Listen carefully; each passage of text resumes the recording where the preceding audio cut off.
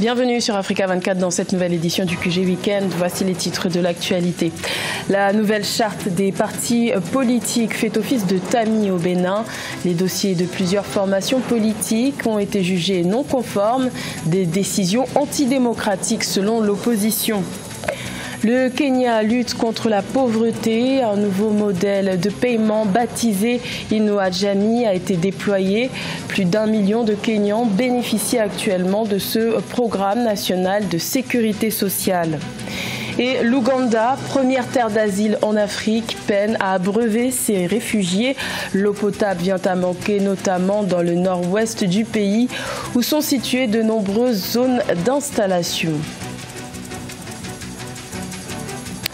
Mais tout d'abord, le président du Soudan, Omar el-Béchir, a annoncé ce vendredi 22 février le limogeage de son gouvernement. Il a également décrété l'état d'urgence dans tout le pays. Ces décisions sont une manière pour le chef de l'État de reprendre la main sur le pays.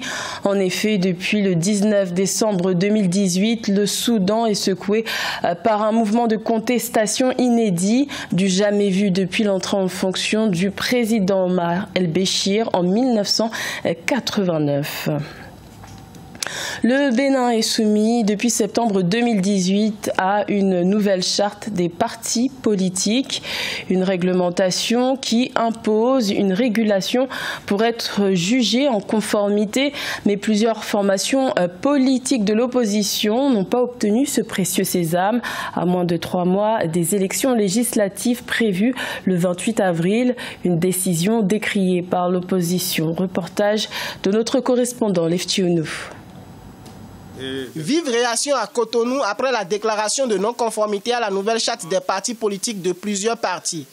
À travers des correspondances datées du 20 février 2019, le ministère de l'Intérieur a informé les partis concernés dont Force Cori-Point Bénin Émergent FCBE, Restaurer l'Espoir et l'Union sociale libérale que leurs dossiers de mise en conformité ne sont pas réguliers. Conséquence, ils se refusent de leur décerner le certificat de conformité. Chers compatriotes, notre démocratie est fortement en danger. Entre autres raisons, il est reproché aux 3 partis de l'opposition d'avoir fourni des listes de membres fondateurs qui n'ont pas pris part à la création des partis. En outre, il est fait grief à l'USL d'avoir choisi Sébastien Ajavon comme président d'honneur alors que ce dernier est condamné à une peine infamante. Selon les acteurs de l'opposition, ces observations du ministère de l'Intérieur ne figuraient pas dans les remarques à eux notifiées dans la correspondance du 8 février 2019. Nous sommes dûment enregistrés. Nous n'avons même pas un récépissé provisoire, c'est définitif. Et nous avons publié ce récépissé définitif. Nous l'avons publié au journal officiel du 15 décembre 2006. Pour rappel, les majeures parties de la mouvance ont obtenu leur certificat de conformité. Le dépôt des dossiers pour les législatives a démarré jeudi 21 février 2019 et s'achèvera le 26 février. Une rencontre entre les acteurs de l'opposition et le président de la République est annoncée lundi 25 février 2019. Également dans l'actualité, jour de vote au Nigeria, les élections générales se tiennent ce samedi 23 février. Après un report d'1 semaine, plus de 72 millions d'électeurs sont appelés aux urnes pour notamment élire leur président. Parmi les 72 candidats en lice, 2 favoris se détachent dans cette course à la présidentielle, à savoir le président sortant, Muhammadu Buhari, et son principal rival, l'opposant, Atiku Abubakar. Notons que le président sortant, Muhammadu Buhari, a glissé son bulletin dans l'urne dès l'ouverture des bureaux de vote. Atiku Abubakar a lui aussi d'ores et déjà voté.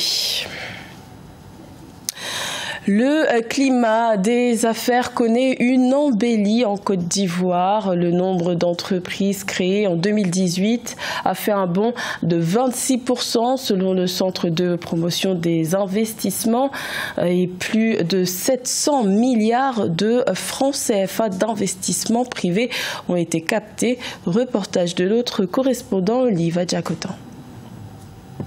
Le Centre de promotion des investissements en Côte d'Ivoire a capté 703 milliards de francs CFA d'investissement privé en 2018 avec à la clé la création de 14 812 entreprises, soit une hausse de 26% par rapport à 2017. L'agro-industrie capte 27% des investissements, suivi du transport-entreposage à 24%.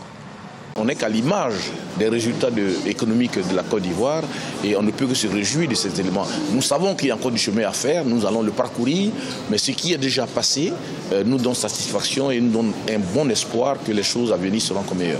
Par ailleurs, le nombre d'emplois prévisionnels est de 14 993, soit une baisse de 21% en comparaison avec 2017. La promotion du nouveau Code des investissements 2018 adopté en août et surtout la dématérialisation effective de tous les services restent également des défis pour le CPC. Il faut que la dématérialisation soit une effectivité dans le quotidien de l'Ivoirien, dans le quotidien de l'opérateur économique, pour qu'il puisse sentir effectivement qu'entre l'administration et lui, il n'y a plus de barrières. Créé en 1993, le Centre de promotion des investissements en Côte d'Ivoire a 26 ans en 2019. Il est le guichet unique de l'investissement direct en fédérant, en coordonnant et en rationalisant les initiatives gouvernementales pour le développement du secteur privé. Au Kenya, le gouvernement met tout en œuvre pour lutter contre la pauvreté. Pour cela, il a déployé en décembre 2018 un nouveau modèle de paiement baptisé Inua Jamii, un programme national de sécurité sociale destiné notamment aux personnes les plus fragiles comme les orphelins ou encore les personnes fortement handicapées. Nathalie Mo. Au Kenya, les populations vulnérables bénéficient d'un programme national de sécurité sociale inclusif dénommé Inua Jamii. Ce programme a pour but de rationaliser les systèmes de redistribution des richesses du pays. Au cours des 6 dernières années, le nombre de ses bénéficiaires est passé de 200 000 à 1,6 million. Quand on est dans la misère, tout ce qui peut soulager d'une façon ou d'une autre la misère est absolument le bienvenu. Il vaut mieux pour les pays africains que la sécurité sociale, la vraie, c'est-à-dire celle qui permet à tous les citoyens d'un pays de se soigner convenablement, soit instituée. Parce que ces aides-là sont aléatoires et quelquefois elles peuvent rater des gens qui en auraient besoin. Depuis sa création en 2013, 33 milliards de shillings ont déjà été alloués au programme d'inclusion socio-économique du Kenya. Désormais, les partenaires au développement du Kenya s'engagent à soutenir cette initiative. 320 millions de dollars de l'Association internationale de développement et du département du développement international y seront investis en 2019. L'apport est sûrement très important et absolument utile. Quand des partenaires de développement décident d'intervenir dans ce genre de programme, on ne peut que s'en réjouir. Le succès du programme national de sécurité sociale du Kenya est devenu une étude de cas pour le bien-être social en Afrique. Il est désormais reproduit dans des pays comme l'Éthiopie, l'Ouganda et la Tanzanie. En 2018, l'Ouganda a fait l'ambitieux pari d'accueillir et d'intégrer des réfugiés, mais ces camps d'accueil sont situés dans le nord-ouest du pays, un secteur en proie à une pénurie d'eau potable. Pour s'abreuver, les réfugiés sont obligés de faire de longues files d'attente, une situation qui dure maintenant depuis près de 4 mois. Nelly Claude Bessa.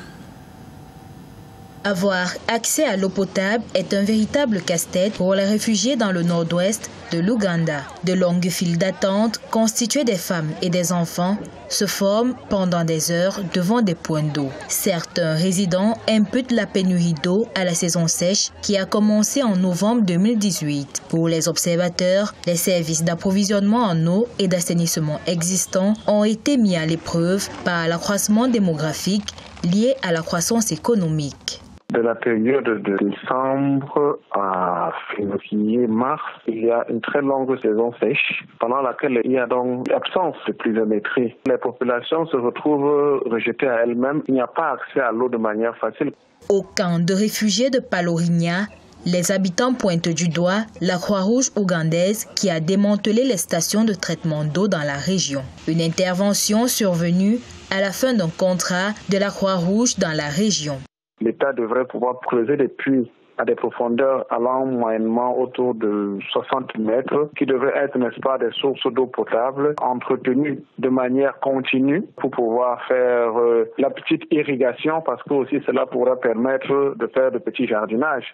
Pour l'heure, les représentants du Haut Commissariat des réfugiés et de la Croix-Rouge ougandaise tablent sur les possibles sorties de la crise d'eau dans les camps de réinstallation. 61% des Ougandais de la localité n'ont pas accès à l'eau salubre et 75% n'ont pas accès à des installations d'assainissement améliorées. C'était le journal de la rédaction. Merci de l'avoir suivi. L'information continue sur Africa 24.